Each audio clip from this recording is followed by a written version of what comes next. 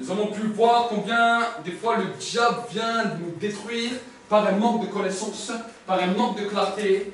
Et beaucoup d'enfants de Dieu, malheureusement, sont victimes de tout ce que l'ennemi fait comme machination et comme mensonge. Et le peuple de Dieu n'arrive plus à avancer comme il devrait avancer. Amen. Et l'enseignement va te permettre de pouvoir avancer, de pouvoir grandir et de pouvoir t'épanouir avec Dieu. Amen. Amen. Est-ce que vous êtes dans la joie ce soir? Amen. Malgré la chaleur, peut-être vous avez travaillé, on a tous peut-être eu des activités dans la journée, il y a eu la chaleur, la fatigue, mais on vient ici pour adorer Dieu. Amen. Amen. Dieu est en dehors du temps, Dieu est en dehors des circonstances, et Dieu est même en dehors de la chaleur. Amen. Amen. Bien que Dieu est en feu, Dieu est en dehors de la chaleur. Amen. Amen. Son feu peut chauffer en toi, mais tu ne transpires pas. Est-ce que vous comprenez? Combien le feu de Dieu peut descendre, et pourtant il n'y a pas de sueur. Mais le soleil, il est de loin, il ne te brûle pas à l'intérieur, mais il te brûle de l'extérieur. Est-ce que vous comprenez la différence? Mais Dieu vient restaurer ton intérieur. De la même manière que la terre a besoin pour pouvoir vivre, et pour pouvoir vivre dans un temps super, pour que les arbres puissent bien se développer, pour que la nature puisse bien se développer, il a besoin de la lumière du soleil. Ainsi l'homme, l'être humain, a besoin de la lumière de Dieu pour pouvoir se développer à l'intérieur. Amen. Amen. Amen. Sans la lumière de Dieu dans ta vie, il n'y a que ténèbres, il n'y a que désespoir, il n'y a que découragement, et tu ne pourras pas avancer. Dieu lui-même est le créateur de l'homme et de la femme. C'est lui-même qui est le constructeur par excellence. Amen. Et j'aimerais vous dire ce soir quelque chose que Dieu a prévu dans son manuel d'instruction. Dieu ne t'a pas créé pour que tu sois toujours dans le découragement. Dieu ne t'a pas créé pour que tu sois une personne qui vit perpétuellement dans la peur du lendemain, dans la crainte du lendemain, parce que ces choses-là détruisent l'homme. Pourquoi tu penses à demain? Je vais t'expliquer pourquoi tu penses à demain. Parce qu'il y a un résidu d'un fruit qu'un jour un de tes grands-parents a mangé. Et à cause de ce que tes grands-parents ont mangé, il y a ce résidu de savoir qu'est-ce qui va se passer demain.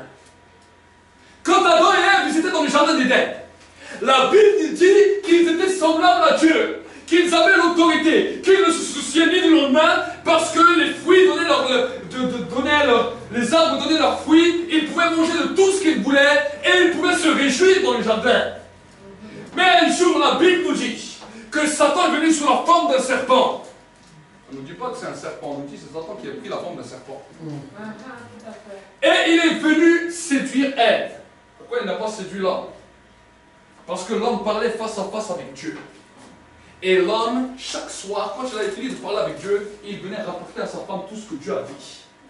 La femme n'avait pas entendu elle-même ce que Dieu avait dit, mais elle avait entendu rapporter de son mari.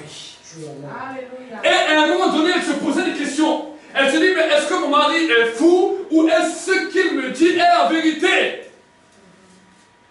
Et subtilement, nous voyons que Adam n'a pas réellement fait non plus son devoir.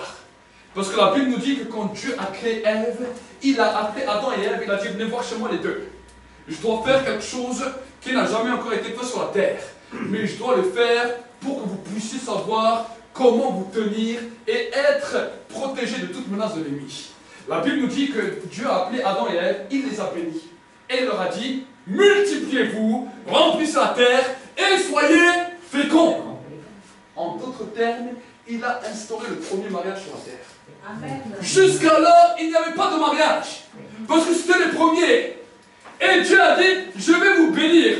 Parce que dans votre intimité, dans l'intimité de votre mariage, vous allez trouver la force pour pouvoir résister au diable. C'est ça que c'est le mariage. Si tu croyais que le mariage c'était autre chose, tu t'es trompé.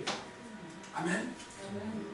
Le mariage, c'est pour t'amener un équilibre et pour te pouvoir résister contre toutes les œuvres des ténèbres. Amen. Amen.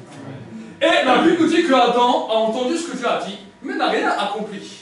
Il a continué à s'occuper du bétail, il a continué à s'occuper des animaux, il a laissé sa femme comme ça.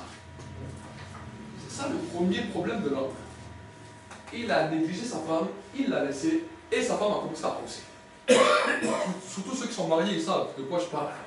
Des fois, les hommes, ils sont dans leurs activités, ils sont dans leurs pensées, dans leurs choses. Et tout d'un coup, quand vous rentrez, vous êtes heureux de tout ce que vous avez fait, et vous voyez votre femme qui pense. La femme pense beaucoup plus. Pourquoi? Parce que votre grand-mère, votre mère, elle a pensé beaucoup. Elle se dit, maintenant que je suis marié, il me laisse, il va s'occuper de son bétail, et moi, il me laisse toujours ici.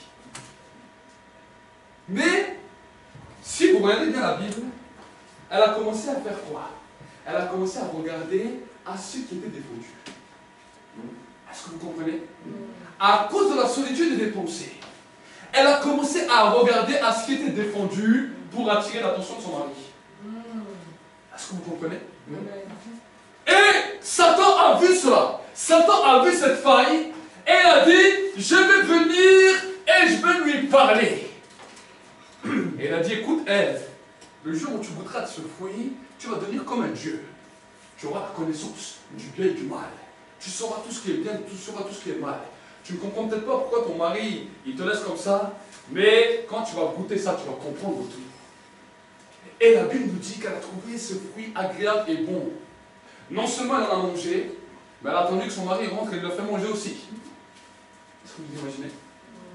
Et la Bible nous dit que quelque chose s'est passé à ce moment-là. Ils ont découvert qu'ils étaient nus. Est-ce que vous comprenez?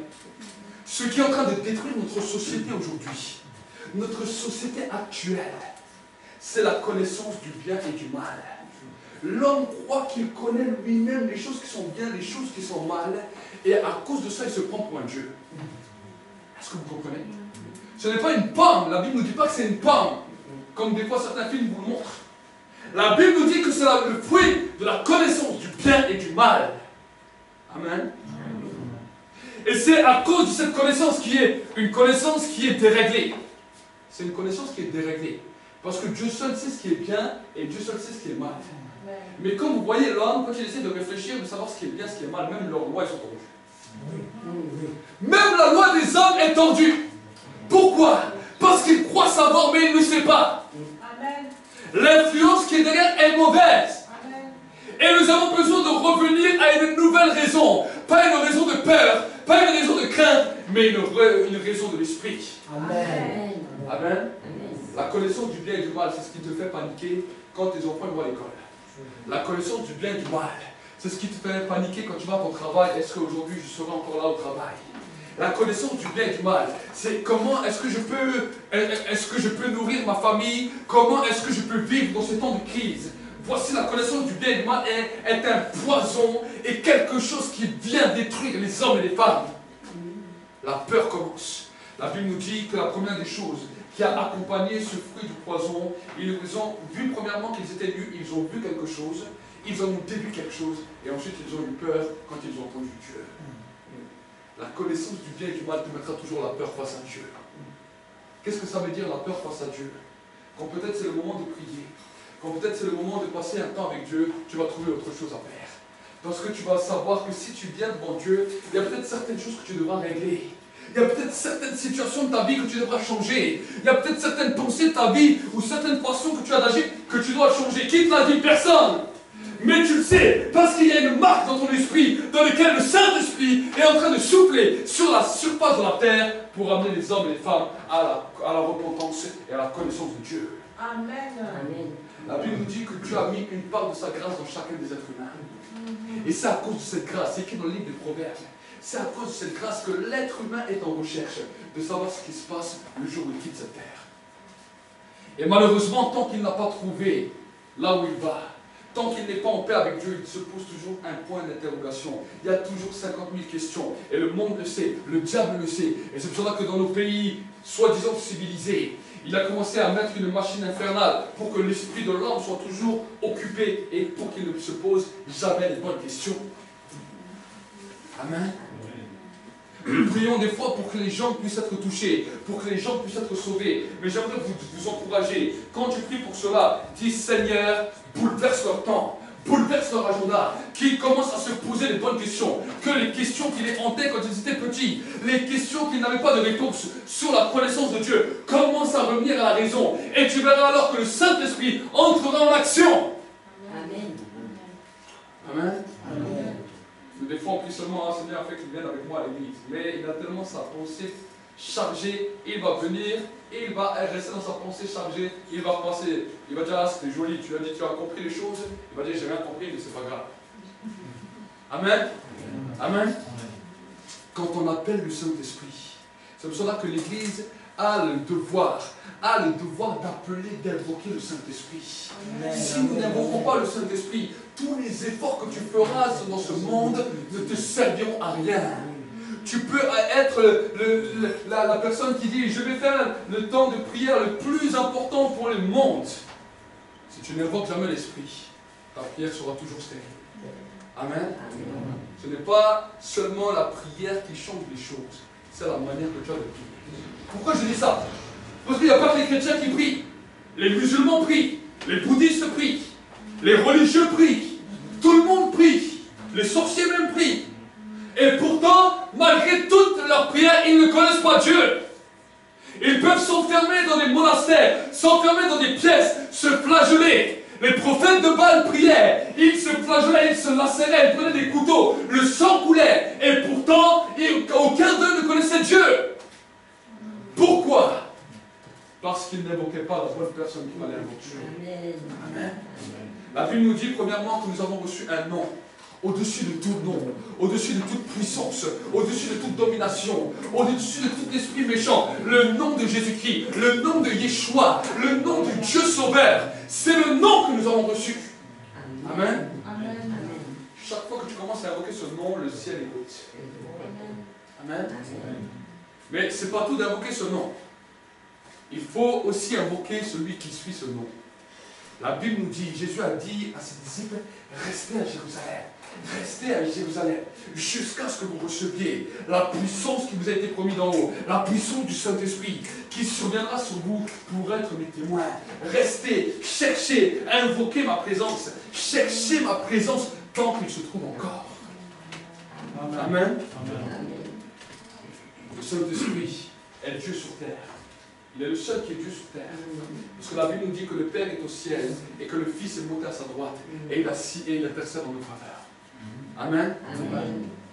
Je n'ai rien contre l'intercession, au contraire j'aime beaucoup l'intercession, mais si ta prière n'est uniquement que l'intercession, ta prière, le ciel sera fermé. Parce que l'intercession n'est qu'une infime partie de la prière, la première dimension de la prière c'est l'adoration. Alléluia. Tu n'as pas été créé uniquement pour intercéder. Certes qu'il y a un temps où tu dois intercéder dans ta vie, mais la première des choses que tu dois faire, c'est de commencer à adorer Dieu. C'est le premier des commandements qui est donné dans la parole. Tu adoreras le Seigneur ton Dieu de tout ton cœur, de toute ton âme, de toute ta force et de toute ta pensée. Voilà une adoration qu'on ne connaît pas. Ta pensée est martelée par les peurs, par les découragements, par les désespoirs, par le rejet, par l'incrédulité, par le doute, par tout ce que le monde peut t'offrir. J'aimerais poser peut-être une question, je ne demanderai pas de réponse, mais réponds dans ton cœur, combien de fois tu as adoré Dieu dans ta pensée? Tu l'as adoré avec tes lèvres, tu l'as adoré avec ton corps, tu as bougé, tu as dansé. Mais combien de fois, de la même manière que tu penses peut-être à demain, ta pensée a commencé à adorer Dieu? C'est le plus haut niveau de l'adoration. C'est le plus haut niveau de l'adoration. Parce que quand ta pensée est en connexion avec l'Esprit de Dieu, plus rien ne peut te toucher. Amen. Tu peux passer un temps dans la prière, dans le jeûne, dans un temps de retraite. Tes pensées n'ont pas été touchées. Tu vas sortir de ce temps de la même personne que tu étais. Tu auras seulement un peu maigri de poids. Tu auras senti un peu plus la présence de Dieu, mais rien de plus n'aura changé. Pourquoi je vous dis ça? Je l'ai expérimenté plusieurs fois. Surtout au début de ma conversion, et au début, quand j'ai commencé, je ne comprenais pas. Je prenais du temps dans le jeûne, dans la prière, je priais, je jeûnais, je sentais le feu. Pourtant, mes pensées n'étaient pas touchées. J'adorais, je louais, mon corps des fois n'avait même plus de force pour adorer Dieu. Mais pourtant, ma pensée n'était toujours pas touchée. Et ma pensée était ballottée à droite et à gauche. Et un jour, je m'en souviendrai toujours, j'ai dit à Dieu, je ne sais même plus comment faire. C'était pour vous dire un jour, alors que j'étais fiancé, j'ai dit à ma fiancée, j'ai dit maintenant je vais m'enfermer pendant 7 jours. Je ne sors pas pendant 7 jours. Je reste enfermé, je reste dans la prière. Et je commençais. À 4 heures du matin, je me levais. Je faisais 2 heures de prière. Après, je me reposais pendant 1 heure. Je recommençais 2 heures de prière. Et je recommençais comme ça pendant 7 jours. Pendant 4 jours, c'était terrible. J'avais l'impression que le ciel était fermé. Mais le 4e jour, le ciel s'est ouvert. Le feu est descendu. La gloire est descendue. Dieu, j'entendais Dieu me parler audiblement. Il me parlait comme si j'étais face à face avec lui. Et pendant jusqu'au 7e jour, c'était comme ça, le feu brûlait. Je m'en souviens, j'ai fait une réunion le 7e jour, la gloire est descendue, la puissance est descendue. Les gens ont commencé à tomber, la puissance est descendue dans toute la réunion. Mais pourtant, les pensées n'étaient pas touchées. Je me suis converti en 2004. J'ai compris ça qu'en 2007. Quand un jour j'étais fatigué de chercher, j'ai dit à Dieu, mais comment mes pensées peuvent être tranquilles? Parce que vous savez, vos pensées vagabondent. Vous priez, vous êtes dans l'église, vous chantez, et vos pensées vous parlent. Vous dites, vous pensez à ce soir, vous pensez à demain, vous pensez encore à faire ceci, à faire cela. Et la Bible nous dit que Dieu regarde à l'homme regarde à l'apparence, mais Dieu regarde le cœur. Vous avez vu ce rétroprojecteur? Imaginez que Dieu donne dans la main comment on appelle ça? Une clé USB que je mets dans votre tête à chacun. Et que chaque fois que vous louez, on va regarder tout ce que vous pensez. Tout ce que vous pensez. Non mais écoutez-moi. Quand tu es en train de prier, Dieu n'écoute pas ce qui sort de ta bouche. Est-ce que tu comprends? Dieu n'écoute pas ce qui sort de ta bouche. Dieu regarde ce qui est en train de véhiculer dans tes pensées. Tu penses au poulet rôti, tu penses à la bonne nourriture que tu vas manger ce soir, tu penses à tes voisins qui sont là, tu dis ah ils me voient que je ne suis pas encore là, ils doivent se dire je suis encore à l'église. Tu penses à ceux qui t'ont fait du mal. Et tu dis Seigneur, je te demande pardon pour mes péchés, pardonne ceux qui m'ont offensé. Et toi tu penses à eux, tu dis ah cela il m'énerve. Écoutez-moi bien. Le psalmiste David, pourquoi la Bible nous dit qu'il était appelé l'homme selon le cœur de Dieu? Il est arrivé à un moment dans sa vie, à un tel niveau qu'il a dit à Dieu, Seigneur, sonde mon cœur, éprouve mes pensées, connais-moi, éprouve mes pensées, regarde si ce que je dis et ce que je pense n'est pas en accord, et si ce n'est pas en accord, ramène-moi sur le chemin de l'éternité. Amen. Amen. Amen. Avant de voir simplement le péché comme péché et dire ah je résiste au péché, mais que ta pensée est déjà ancrée dans le péché, traîne déjà ta pensée pour ne plus tomber dans le péché. Amen. Amen. Les religieux, c'est ça qu'ils n'ont pas compris. Les religieux ont une belle apparence, ils font de longues prières, ils font toutes sortes de choses, mais pourtant à l'intérieur, Jésus a dit, vous êtes semblables à des tombeaux, vous êtes des sépulcres blanchis. À l'extérieur, c'est beau, il y a une belle pierre tombale, mais à l'intérieur, tout est pourri. Amen.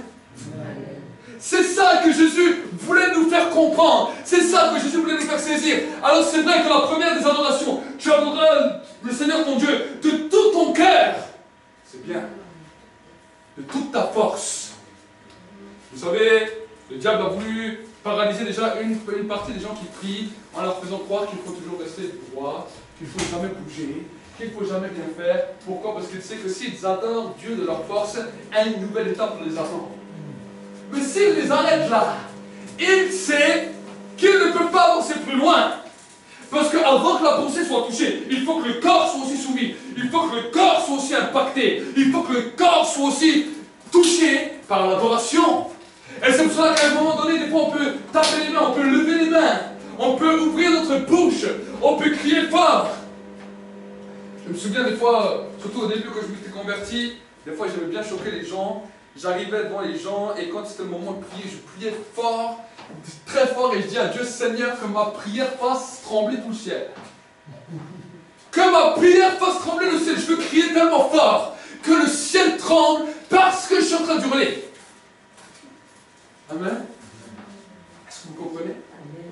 J'avais compris que mon corps devait aussi adorer Dieu. Et si ton corps n'adore pas Dieu, alors fais-le jeûner. Dis-lui, je vais te faire jeûner et je vais aller dans la présence de Dieu. Je vais t'obliger à adorer Dieu. Il y a certaines parties des fois des corps qui sont malades parce que tu n'as jamais appris à ces parties du corps à adorer Dieu. Est-ce que vous comprenez? Des fois, c'est plus l'estomac qu'on adore que Dieu. Combien d'excès de table? Combien de fois, quand tu penses à la nourriture, tu lui fais une louange extraordinaire? Ce bon plat! Oh, que je veux le manger! Tu adores le plat! Et quand il s'agit d'adorer Dieu, tu dis, oh, Seigneur, oh. Mais quand on te présente un bon plat, tu dis, ce plat! Et tu en parles même toute la nuit. Et quand on te dit de prier 5 minutes, 1 heure, tu dis, oh, mais c'est difficile. Est-ce que vous comprenez? Mais par contre, si tu as mangé un plat extraordinaire dans un restaurant ou chez des amis, là, tu vas en parler pendant 3 jours. Tu vas adorer ce plat, c'est bon, j'ai encore l'eau à la bouche. La Bible nous dit, voyez, goûtez, sentez combien l'Éternel est bon. De la même manière que Dieu m'a donné des sensations pour goûter combien un plat est bon, pour goûter combien les choses sont succulentes. La Bible nous dit que si tu entres dans la présence de Dieu, venez, goûtez, sentez, voyez combien l'Éternel est bon. Amen. On peut le manger. La parole, nous la mangeons. Dans notre bouche, elle devient doux comme du miel. Et c'est normal que quand elle arrive dans tes entrailles, ça devient amer. Pourquoi? Parce que dans tes entrailles, il y a quoi? Il y a le fruit de ton grand-père Adam et de ta grand-mère Ève. Le fruit de la connaissance du bien et du mal qui va faire confrontation à cette parole. Et la Bible nous dit que la parole sépare et juge les pensées et les sentiments de l'âme et de l'esprit. La parole va te bouleverser. La parole va te secouer. Mais si tu laisses cette parole agir, alors les pensées et les émotions de l'esprit seront plus fortes. Amen. Amen. Amen. Amen. Quand j'ai commencé à découvrir les émotions de l'esprit, je ne parle pas simplement de ressentir la présence de Dieu, parce qu'on peut ressentir la présence de Dieu et nos pensées peuvent être à droite, à gauche. On peut être touché par l'onction, tomber même par terre sur la puissance de l'onction, nos pensées continuent à vagabonder. Mais la première fois où j'ai découvert une dimension extraordinaire avec Dieu, c'est quand j'ai commencé à passer du temps avec le Saint-Esprit, et au début c'était difficile. C'est pour cela que la communion avec le Saint-Esprit c'est très difficile au début pour les croyants, parce que leur pensée est toujours à droite et à gauche. On leur dit de chanter, alors on fait le karaoké, on fait le jukebox, ou là on fait la musique, et il y a des paroles, et là on suit les paroles. Mais les gens du monde font aussi ça. Alors on leur dit de prier. Bon, quand tu viens de te convertir, tu ne sais pas prier, alors tu écoutes un peu à droite, à gauche, tu commences à prier comme tout le monde, et au bout d'un moment tu dis c'est bon, je sais prier. C'est bien. Mais quand on vous parle de communion avec le Saint-Esprit, là il n'y a pas de modèle. Là tu ne peux pas dire je vais écouter lui comment il fait, tout ça c'est intime. C'est entre toi et lui. C'est une dimension que Dieu veut commencer à faire grandir en toi.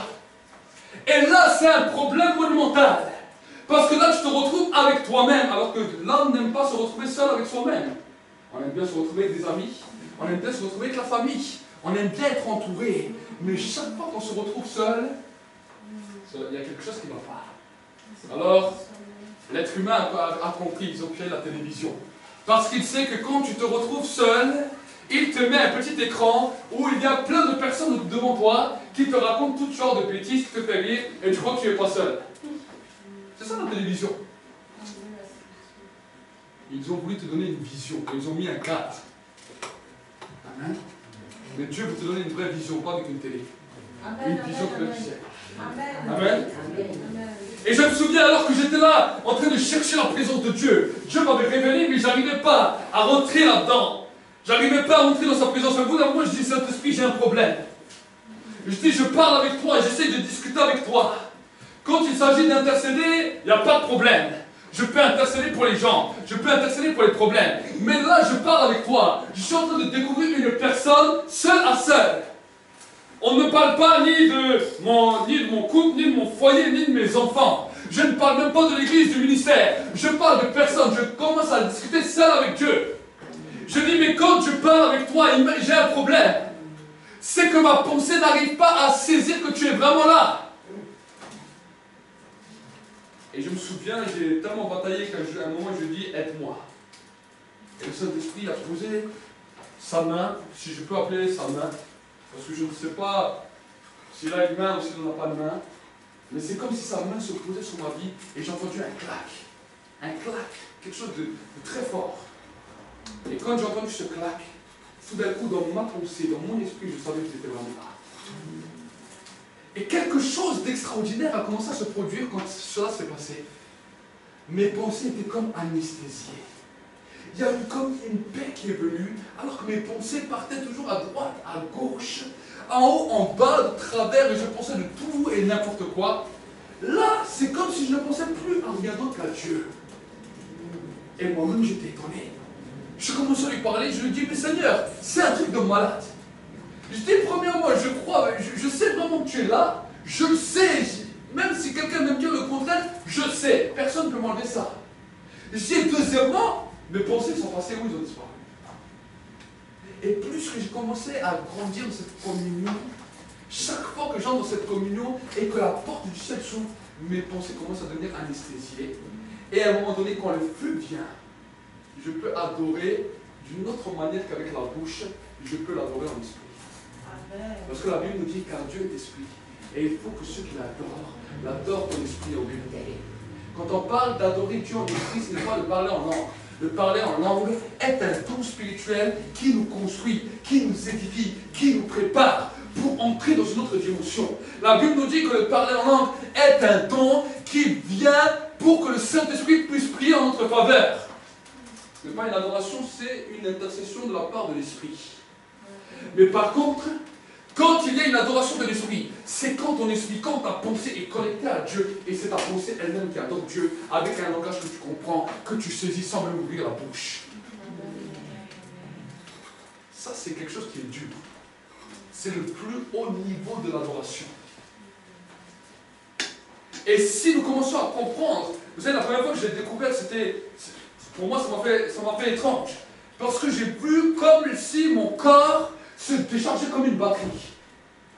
Et plus que je grandissais dans cette dimension, à un moment donné, je me souviens, j'étais dans ma chambre, et Dieu commençait à me parler, juste sa parole a fait que mon corps n'arrivait même plus à bouger, je trouvais que je perdais toute ma force.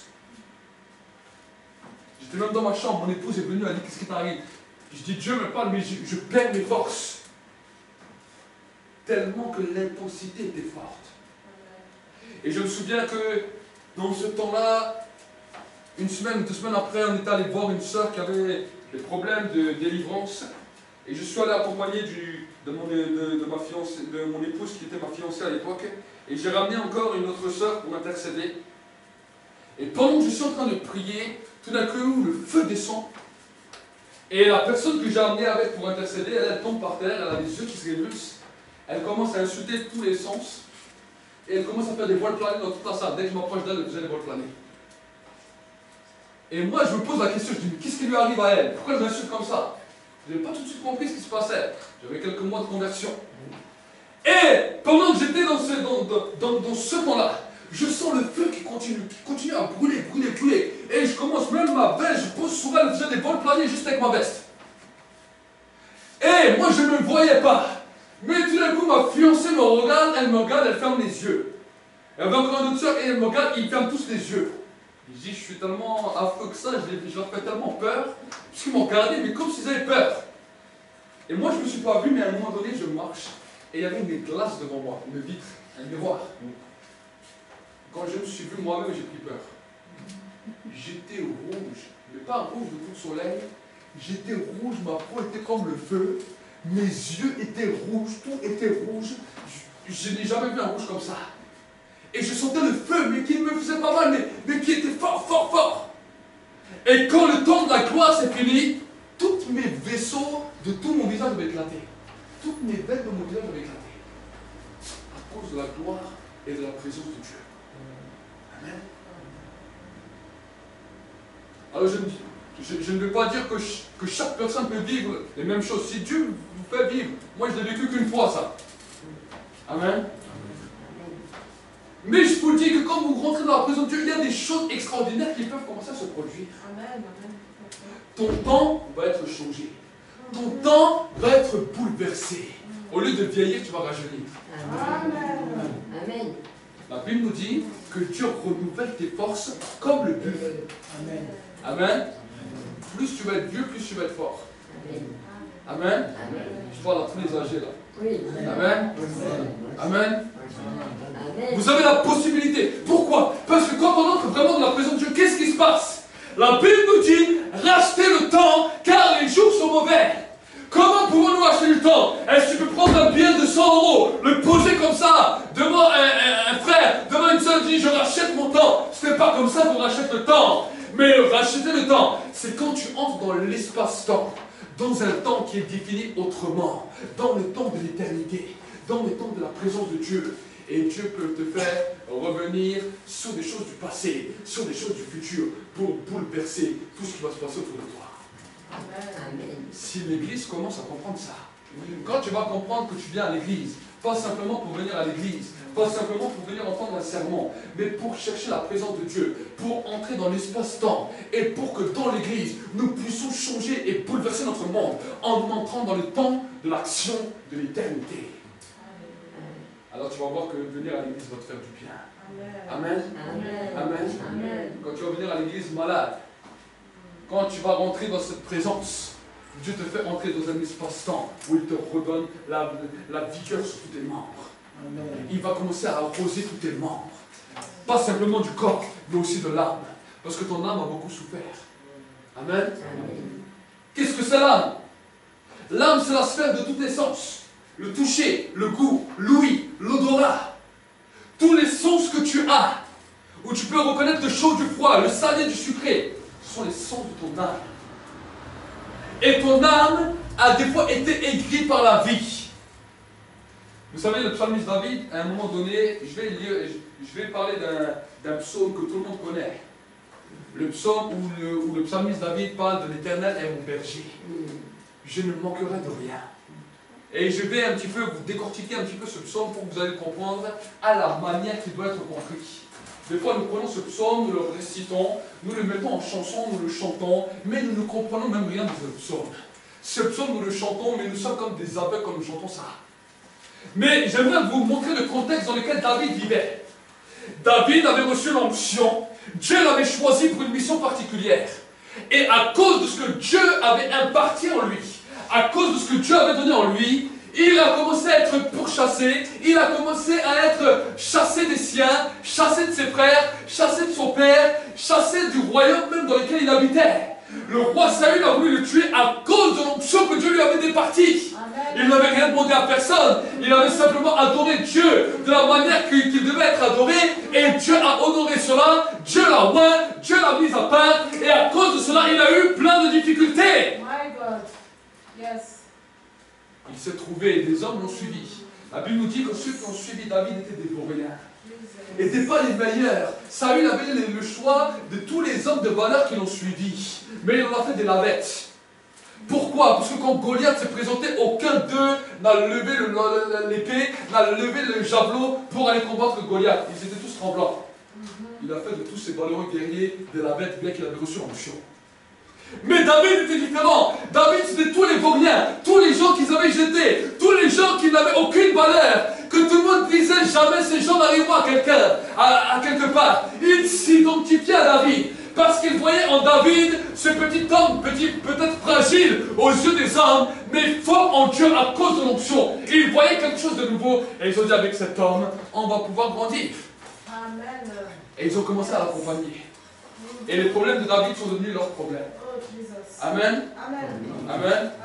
Des fois, les gens, quand ils voient qu'il y a un homme de Dieu qui est loin, un pasteur qui est loin, quand ils voient qu'il a un problème avec une personne ou deux personnes, ils se retirent tous. Ils se disent, on ne va pas se mouiller avec lui. Mais sache que si des fois un homme de Dieu a un problème, sache que si des fois un homme de Dieu a été criblé, c'est parce qu'il est loin, parce qu'il a reçu quelque chose de particulier. Et alors, à ce moment-là, si tu veux bénéficier de cette onction, et si tu veux devenir un grand guerrier, un homme de valeur, attache-toi à lui, comme les guerriers, comme les vauriens sont attachés à David. La Bible nous dit qu'à la fin du royaume, à la fin que David est mort, tous les hommes qui étaient attachés à David sont devenus les plus grands valeureux guerriers du monde. Amen. Et pendant qu'il était en train d'être pourchassé par Saül avec ses amis, il vivait dehors. Des fois, il ne mangeait pas. Des fois, il était dans le dénuement. Il dormait sur l'herbe. Le matin, pour le réveiller, c'est la rosée qui tombait sur lui. Et des fois, il se cachait dans les cavernes et dans tout genre d'endroits pour essayer d'échapper à la mort. Et la Bible nous montre qu'à un moment donné, quelque chose maintenant vient de se produire. Il y a quelque chose, il y a une parole là pour quelqu'un. Il y a quelqu'un qui est en train d'être touché par cette parole. J'entends cela dans l'esprit. Je vais continuer. mon histoire. Il y a une ouverture. Vous savez, des fois, il y a des moments où je peux m'arrêter en prêchant parce que je vois, je sens des choses dans l'esprit. Amen. Et pendant qu'il était là, quelque chose a commencé à attrister l'âme de David. David a commencé à être aigri. David, quand il voyait ce qui lui arrivait, il commençait à être aigri. Peut-être comme toi. Peut-être Dieu, des fois, a posé une onction sur toi. Il a décidé des choses sur toi. Mais à cause des fois des situations de la vie, tu commences à t'aigrir. Tu commences à te décourager. Tu commences à te désespérer. Et David a dit, mais si je continue comme ça, je vais mourir. L'onction qui est sur ma vie va me détruire. Parce que je ne saurai pas gérer ça. Alors il a dit, je vais changer. Et je veux que ma pensée change. Alors il a dit, alors qu'il était là, qu'il était dans le dénuement, dans le manquement, dans le manque de tout, il a dit, je vais commencer à écrire. Il a dit, l'Éternel est mon berger. Lui, il était aussi berger. Il savait que quand il était berger, quand il avait des moutons, il se retrouvait dehors avec ses moutons. Il les gardait, même si les moutons des fois dormaient en plein air. Même si des fois les moutons dormaient en plein dans un endroit où il y avait de l'herbe et il pleuvait, le berger était là. Et le berger les gardait. Parce qu'il savait que si le berger était là et qu'un loup voulait venir, même s'il dormait dehors, le berger venait. Il prenait son bâton et il allait détruire le loup. Amen. Alors David disait, je n'ai pas de maison. Je ne sais pas où je vais dormir. Mais je sais une chose, c'est que de la même manière que j'ai gardé mes brebis, l'Éternel est mon berger. De la même manière que les brebis ne manquaient de rien, je ne manquerai de rien. Amen. Il a commencé à dire ça. Et ensuite il continue. L'Éternel est mon berger, je ne manquerai de rien. Il me fait reposer dans de verts pâturages, là où les vaches broutent, là où les moutons broutent, dans l'herbe verte. Alors il n'y a pas de maison, il n'y a pas un lit avec un bon matelas, un bon oreiller. Mais il dit, il me fait reposer sur de verts pâturages. Il me dirige vers des eaux tranquilles. Chaque fois que je dois prendre une douche, je ne peux même pas aller comme ça dans une intimité comme je voudrais. Je dois aller dans un cours d'eau comme les bêtes. Et ensuite, quand il arrive, à la fin de cette écriture, il dira quelque chose qui bouleverse sa vie. Il dit, il restaure mon âme. Et là, il s'arrête. Il dit, jusqu'à là, je n'avais pas compris. Mais maintenant, je comprends que simplement en écrivant ça et en voyant les choses d'une autre manière, mais à la manière de Dieu, Dieu est en train de restaurer mes émotions. Dieu est en train de restaurer ma personnalité. Dieu est en train de restaurer mes sens qui étaient détruits à cause de quoi? Des choses dures dans la vie. Le prophète Jérémie est en train de parler dans la Bible. Et quand il commençait à voir tous les problèmes qu'il avait à cause de l'onction, il a dit, mais chaque fois que je repasse cela dans mon âme grandit dans le désespoir. Mon âme grandit dans quelque chose qui est aigre. Mais qu'est-ce que je ferais? Il dit, voici ce que je dirais à mon âme. Mon âme, les bontés de l'Éternel ne sont pas épuisées, mais elles se renouvellent chaque matin. Mon âme, si aujourd'hui tu as vu que peut-être la journée, il n'y avait pas toutes les bontés de Dieu, sache que les bontés de Dieu ne sont pas épuisées, ne sont pas arrivées à leur terme, mais que chaque matin, elles se réactivent, elles se réarment. Je ne peux pas rester dans l'aigreur, je ne peux pas rester dans le découragement, je ne peux pas rester dans le désespoir, mais je veux venir dans la présence de Dieu, pour que dans la présence de Dieu, mes pensées changent, mes raisonnements changent, mon bouleversement change, et que mon âme devienne restaurée. Amen. Vous voulez vaincre les problèmes? Alors vainquez ce qui détruit votre âme. Et alors les problèmes ne seront plus problèmes, ils seront que solutions. Amen. Combien de gens pleurent? Combien de croyants pleurent? Combien de croyants se plaignent? Combien de croyants ne comprennent pas les choses? Alors que peut-être qu'ils passent par là parce qu'il y a un manteau de Dieu sur leur vie. Il y a un manteau de Dieu, il y a un manteau d'onction qui est là. Il y a une mission qui est là. Et le diable veut détruire cela. Mais il sait que si tu as une âme aigrie, même quand tu arrives à un point d'élévation, tu vas rejeter l'élévation. Est-ce que vous ici?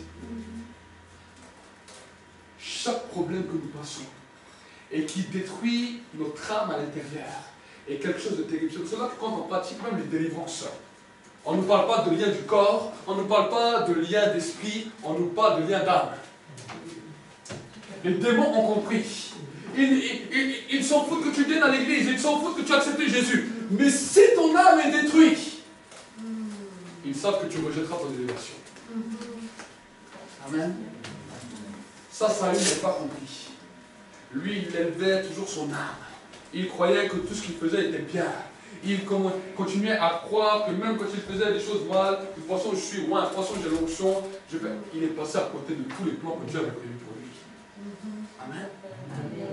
Mais David le savait. Et si vous regardez, commencez à regarder le livre des psaumes est quelque chose que beaucoup de gens lisent, que beaucoup de gens aiment, que beaucoup de gens aiment regarder, mais il dira toujours, mon âme bénit l'Éternel, que tout ce qui est en moi bénisse son Saint-Nom. Quand mon âme était abattue du sein de la détresse, j'ai invoqué l'Éternel et il m'a répondu. Mon âme, je redirai toujours les bontés de l'Éternel. Je redirai toujours la grandeur de l'Éternel. Des fois, tu l'as peut-être dit quand tu as prié, mais tu n'as pas compris ce que ça voulait dire. Amen. David le savait. Il avait un combat terrible, parce que chaque fois son âme venait, chaque fois les problèmes venaient plus grands, et chaque fois son âme se décourageait, chaque fois son âme était déchirée. Mais il se saisissait, il revenait en lui-même, et chaque fois il le revenait à son âme.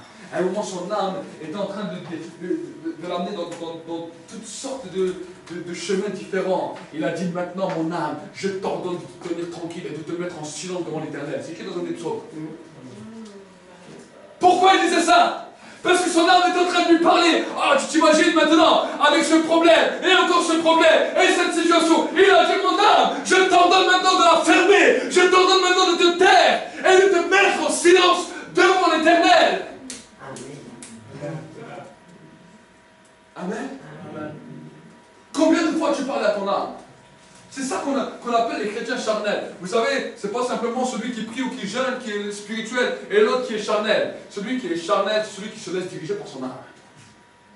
Amen. Amen. Ça, tu ne le vois pas à l'œil nu. On peut être tous ensemble. On peut même avoir l'onction. Il y a même des gens qui peuvent prophétiser, qui peuvent faire des choses. C'est là qu'on voit. Amen. Amen. Amen. Et comment tu peux le voir? Amen. La Bible nous dit c'est de l'abondance du cœur que la bouche parle. Des fois, certaines personnes peuvent dire même des très bons messages, même ils peuvent même prophétiser. Quand tout d'un coup tu vas parler avec eux, tu vas entendre que du désespoir dans leur bouche. Tu vas entendre que du découragement. Ça, c'est un signe que leur âme est malade, que leur âme a été détruite, que leur âme a été tailladée par les puissances des ténèbres dans leur vie, mais ils n'ont pas su dominer leur âme. Les démons lâcheront ton âme quand toi tu l'as dominé. Amen. Quand toi tu as dominé ton âme, les démons ne peuvent plus rien contre ton âme. Amen. Parce que ton âme est soumise à l'esprit. Et quand tu deviens soumis à l'esprit, il y a une mentalité de l'esprit qui commence à s'impacter dans ton âme. Et ton âme et ton esprit commencent à devenir un. Et la mentalité de l'esprit commence à saisir ton âme. Et là, tu deviens transformé de gloire en gloire, de victoire en victoire, comme par le Seigneur l'Esprit. Ce sont des choses que l'apôtre Paul a parlé.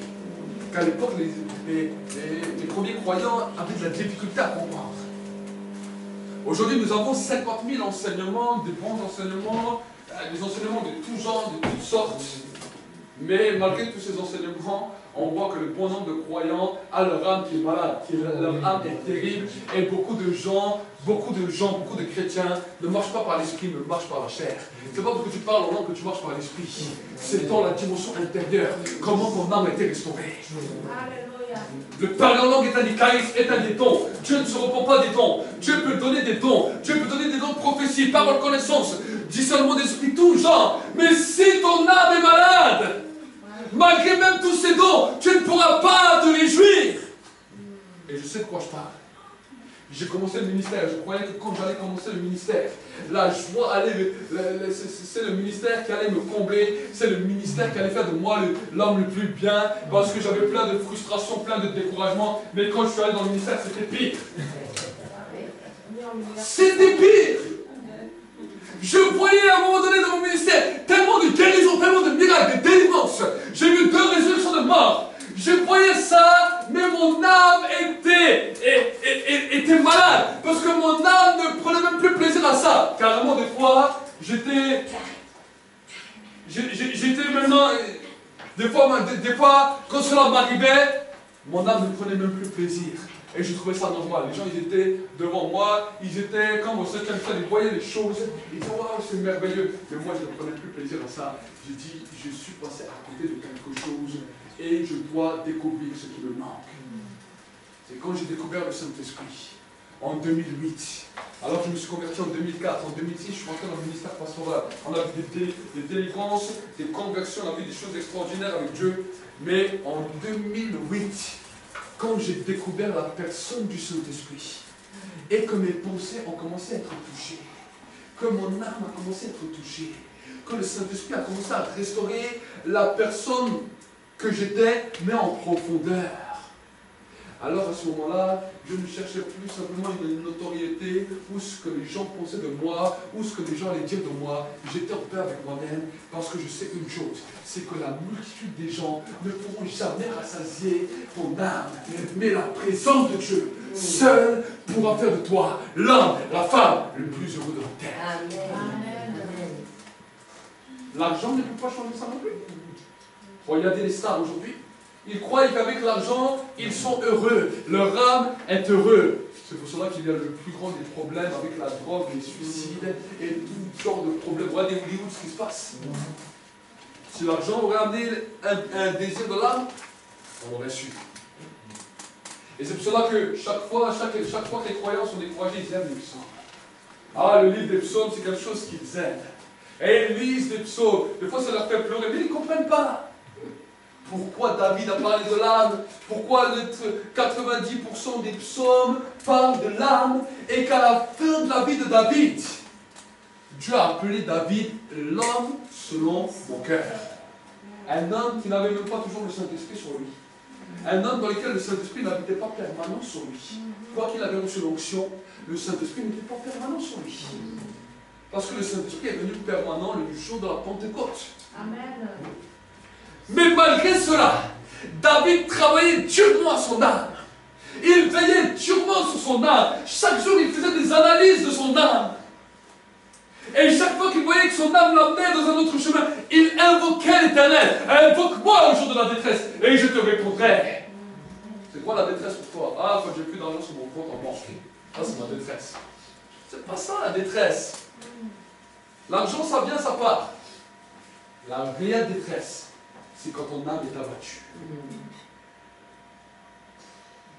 Quand l'esprit d'un homme est abattu, il nous dira l'Ecclésiaste, qui pourra le relever? L'Ecclésiaste n'avait pas compris les leçons de son père. Il avait reçu la sagesse de Dieu. Et au bout d'un moment, il croyait que tous les plaisirs allaient le combler. Au bout d'un moment, il est arrivé dans une telle déprime que lui, dans sa déprime, il a laissé son âme parler. Ah, des fois, certains chrétiens, ils aiment aussi les paroles de l'Ecclésiaste. Oh, tout est vanité des vanités, poursuite du vent. Oh, mais l'Ecclésiaste n'a rien compris, lui. Dans son temps de désespoir, il était encore plus désespéré parce qu'il écrivait n'importe quoi. Regardez ce que cela a amené. À force d'écrire des bêtises, il a terminé dans l'idolâtrie. Est-ce que vous comprenez? L'homme le plus sage de la terre, il a laissé son âme le dominer, il a suivi les femmes dans l'idolâtrie. Il ne savait même plus, son âme, il venait, il était découragé, une de ses femmes vient, lui dit, mais viens avec moi, on va aller adorer l'idole, là-bas tu vas te sentir bien, allez, bois un coup de vin. Et il dit, ah, de toute façon, après où je suis, il prend un coup de vin, il va avec cette femme, il va dans le temple et il danse. Il ne sait même pas pourquoi il danse, seulement à cause de l'amertume de son âme. Mais cela a été un fléau terrible dans tout Israël, parce que beaucoup de ses fils ont suivi dans ce dérèglement. David savait comment dominer son âme. David, chaque fois que son âme lui disait, ah, aujourd'hui tu n'es pas bien, oh, personne ne t'aime. Combien de fois ça vous est arrivé? Vous allez dans des endroits, les gens ne vous calculent pas beaucoup. Ah, de toute façon, personne ne m'aime. Je revis encore cette situation. Oh, les gens me détestent. Oh, alors là, tu vas prendre des versets. Oh, vous serez persécutés à cause de mon nom. Mais j'aimerais vous dire, les apôtres, quand ils se faisaient persécuter, quand ils se faisaient battre, eux, ils chantaient. Amen. Paul et Silas en prison ont chanté, étaient dans la joie. Toi, tu es découragé, tu pleures à moitié, oh Seigneur, mais pourquoi ils me font ça? Mais c'est parce que je suis ton enfant, c'est parce que je dois être persécuté. Arrêtez ces prières à deux balles. Amen. Amen. Mais dis Seigneur, je vois que mon âme veut m'emmener dans une voie qui n'est pas la bonne. Je refuse de te conduire par mon âme. C'est cela que Jésus a dit. Celui qui veut être mon disciple, qu'il apprenne à renoncer à lui-même, qu'il se charge de sa croix et qu'il me suive. Apprends à renoncer à toi-même. Apprends à dire à ton âme, mon âme, j'aimerais te dire qu'à cause de l'Éternel, j'ai le droit au bonheur. J'ai le droit à quelque chose de nouveau. Même si tu me disais que personne ne m'aimait, aujourd'hui je vais arriver dans mon travail, je vais sourire à tout le monde parce que je sais que tout le monde est obligé de m'aimer parce que tu habites en moi. Amen. Amen. Amen. C'est comme ça que toutes sortes de choses sont venues, que les cultures se sont divisées, que le racisme est venu, que toutes sortes de choses se sont divisées. Pourquoi? Parce que l'homme a commencé à mettre des barrières à l'intérieur de lui-même.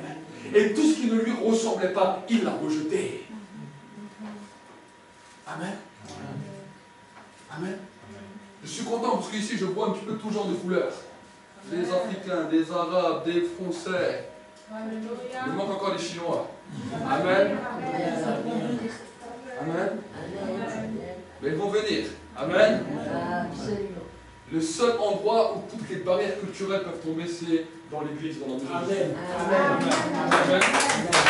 Amen. Comment ils peuvent tomber? Quand les âmes sont restaurées. Amen.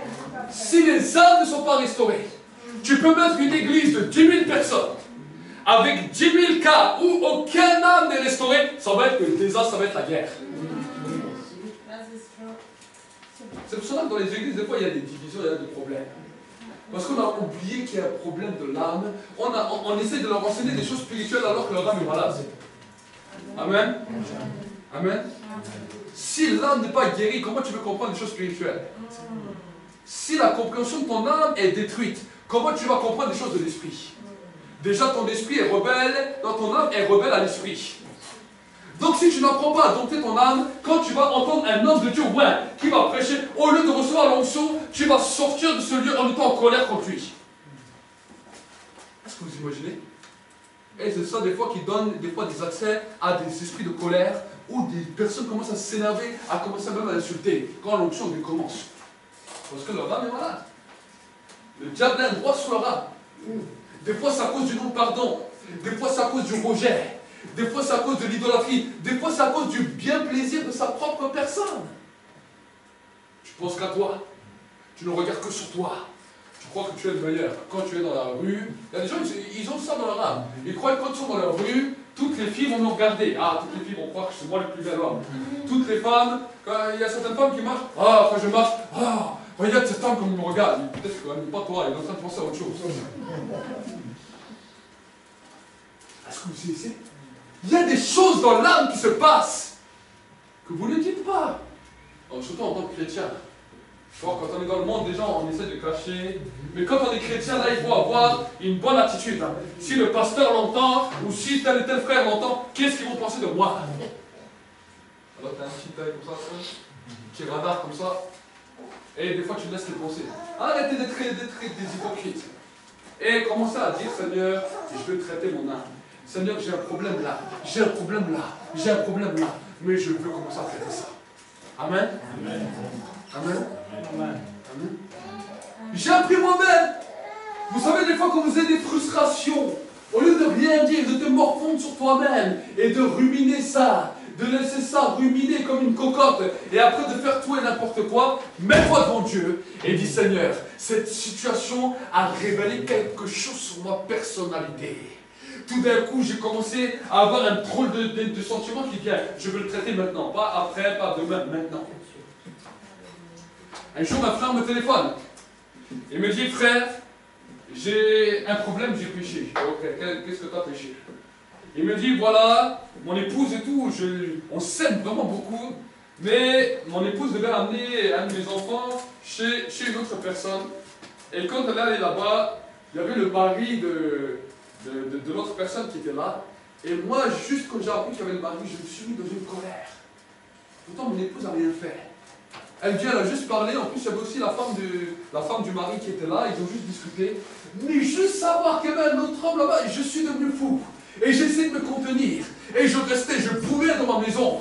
Et j'essaie de me calmer. Quand elle est rentrée, j'ai essayé de parler doucement. Mais au bout d'un moment, j'ai explosé.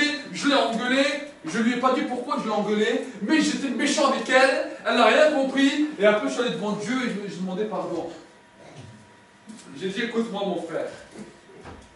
J'ai dit, non seulement ça va revenir chez toi, mais la prochaine fois que ce sera là, ce sera plus fort. Il me dit, comment ça? Il dit, bien sûr. J'ai dit, Dieu est en train de révéler un point, un problème qu'il y avait dans ta personnalité. Quand tu dis à Dieu, Seigneur, change-moi, transforme-moi, brise-moi, façonne-moi, sache que Dieu l'entend. Mais Dieu ne le fait pas quand tu es en train de prier. Dieu va permettre une situation qui va réveiller quelque chose dans ta vie, pour que quand cette chose soit réveillée, à ce moment-là, tu dois reconnaître qu'il y a un problème, et tu dois dire à Dieu, Seigneur, aide-moi là maintenant. Si tu ne demandes pas maintenant, à ce moment-là, l'aide à Dieu, le problème va s'amplifier et va devenir récurrent, va te détruire. C'est ça qu'on appelle le temps kairos de Dieu. Amen. Le temps où Dieu agit. Le temps dans l'action de Dieu. C'est comme cela que nous avançons. Si nous ne comprenons pas cela, nous allons être vaincus par la chair. Mais si nous comprenons cela, au temps où Dieu le révèle, alors à ce moment-là, on dit. Vous savez, quand vous allez chez un médecin, vous n'allez jamais chez un médecin quand vous allez bien. C'est quand il y a une douleur qui se manifeste dans votre vie. Quand il y a une douleur qui se manifeste dans votre dent. Vous dites maintenant, il faut que j'aille chez le dentiste et je vais lui montrer au ce moment-là où j'ai le mal. Tu ne vas pas, même si tu as pris une bonne mutuelle, même si tu as pris une bonne carte de sécurité sociale, tu te sens bien, tu ne vas pas aller voir le médecin. Tu vas aller le voir quand la douleur est là. Alors pourquoi avec Dieu, tu joues l'insensé? Tu vas voir Dieu quand tout va bien. Quand tu es dans la prière, quand il n'y a aucune tentation, aucune séduction, aucun problème, tu dis, ah Seigneur, change-moi, transforme-moi. Et quand le problème est là, tu ne parles même pas à Dieu. Tu dis, ah Seigneur, j'ai encore péché. Et le lendemain, tu reviens, tu pleures, tu dis, ah, je te demande pardon, et tu recommences, tu fais un cercle vicieux et tu ne sors jamais de ce cercle.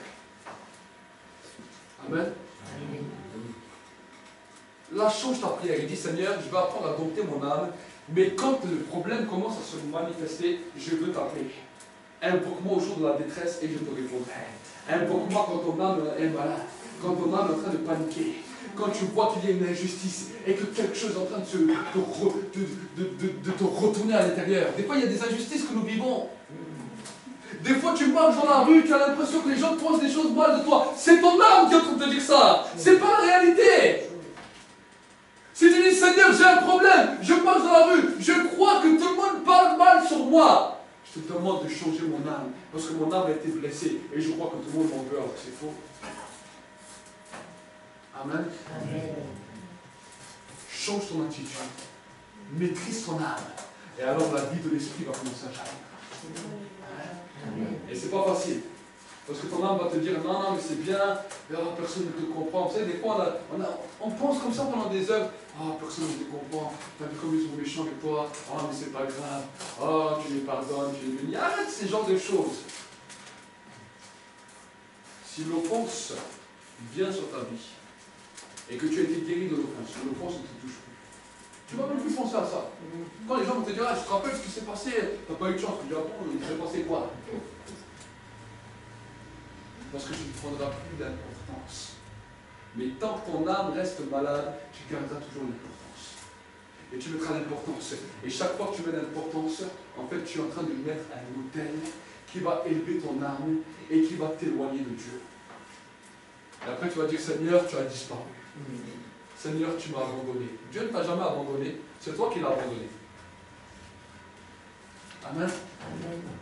Seigneur, j'ai trop de problèmes maintenant. Tu m'as laissé, pourtant je prie, je vais à l'église. Mais chaque fois que ton âme te parle, tu dresses un autel.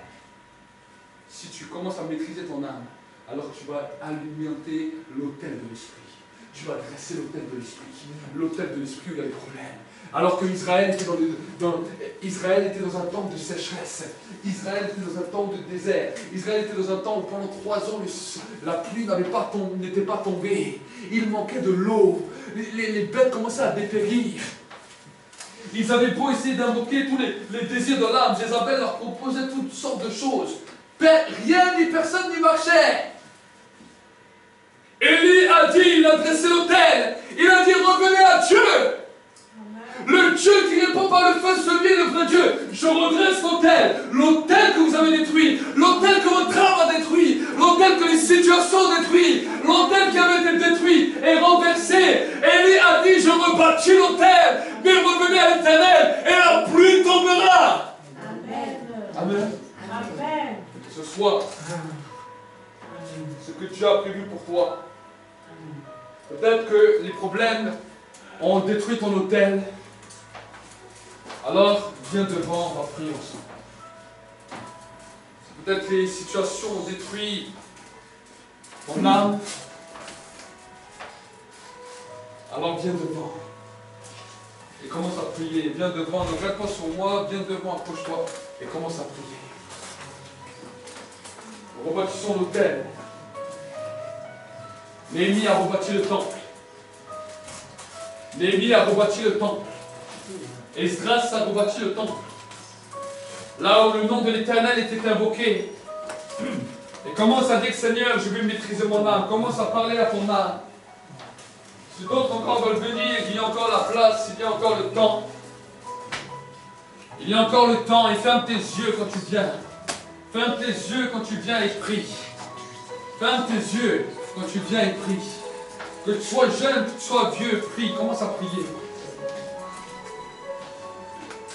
Parle. Parle à haute voix. Parle à ton âme. Ce soir, parle à ton âme. Parle à ton âme. Parle à ton âme comme David parlait à son âme. David ordonnait à son âme de venir l'Éternel. David, des fois, ordonnait à son âme de se tenir en silence. Mon frère, ma soeur, prie.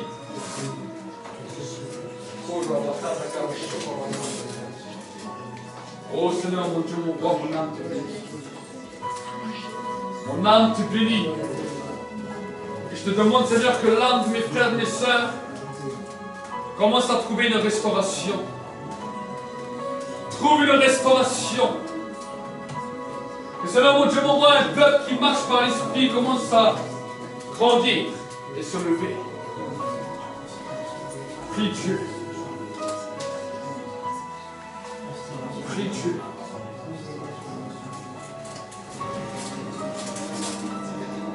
Soit ce n'est pas moi qui vais vous toucher, c'est le Seigneur qui vous touche.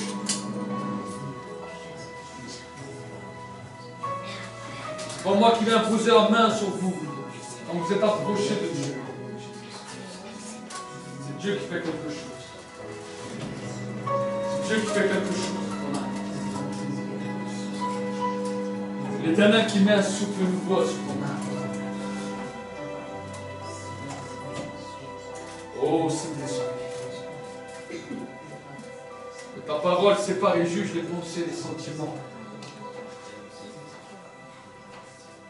Tous ceux qui avaient peut-être du rejet dans vos vies, que votre âme soit libérée maintenant du rejet. Soit libérée du rejet.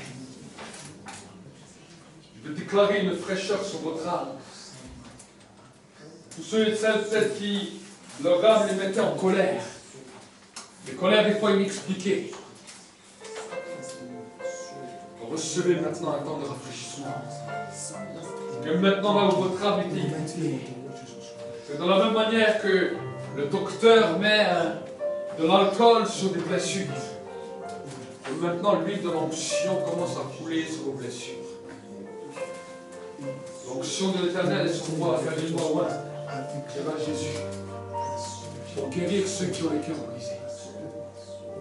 Pour guérir ceux qui ont les cœurs brisés.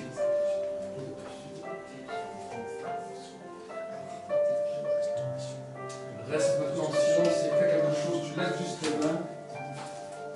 Tu fermes tes yeux. Et pendant un instant, tu restes en silence. Tu restes en silence devant la présence de Dieu.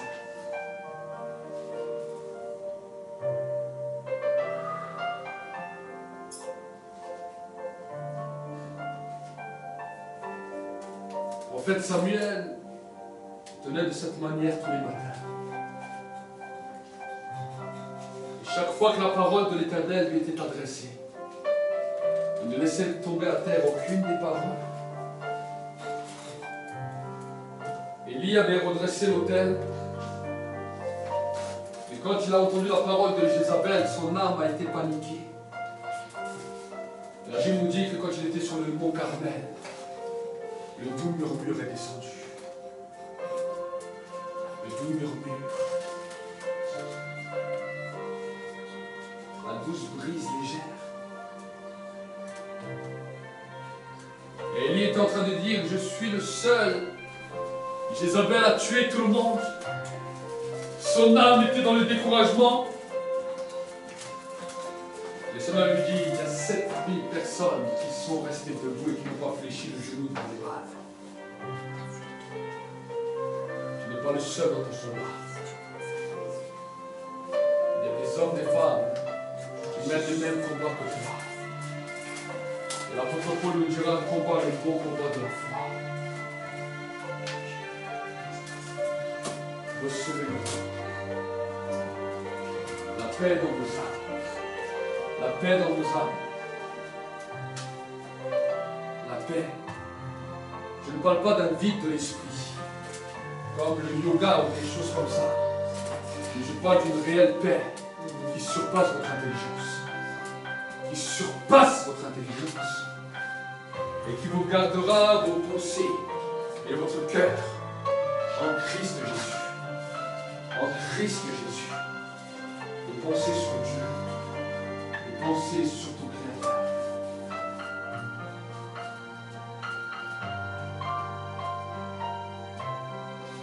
Jésus a dit que celui qui a des oreilles écoute ce que l'Esprit dit à l'Église. Il y a tant de fois où tu as attristé sa présence. Il y a tant de fois où tu l'as fait fuir.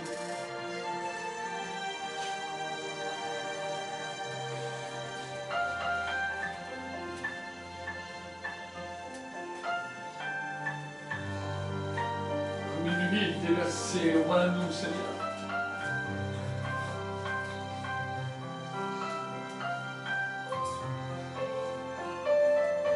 Comme une source d'eau vive, rassasie notre soif. Flamme de feu, viens et purifie-nous. Viens et purifie-nous. Viens, transforme-nous. Ô Esprit de Dieu. Ô Esprit de Dieu. Recevez maintenant la force de l'Esprit. Et que cette semaine soit une semaine différente. Je vous bénis dans le nom de Jésus. Amen. Amen. Amen.